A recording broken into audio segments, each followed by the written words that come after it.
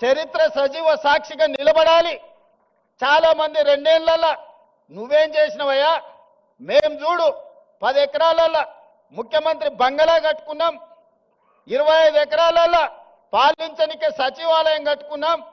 తెలంగాణ ప్రజలే కాదు ఆలు మొగళ్ళ మధ్యలో కూడా నిఘా పెట్టడానికి కమాండ్ కంట్రోల్ రూమ్ కట్టుకున్నాం.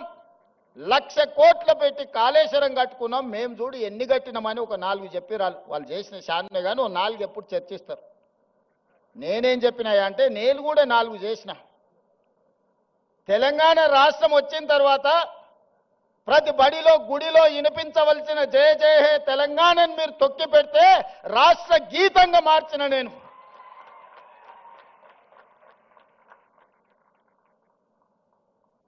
ఆనాడు తెలుగు తల్లి ఎవడికి రా తల్లి, నాకు అన్నం పెట్టిందా, నా కడుపు నింపిందా, ఎవడికి కావాలిరా తెలుగు తల్లి అని ప్రగల్భాలు పలికిన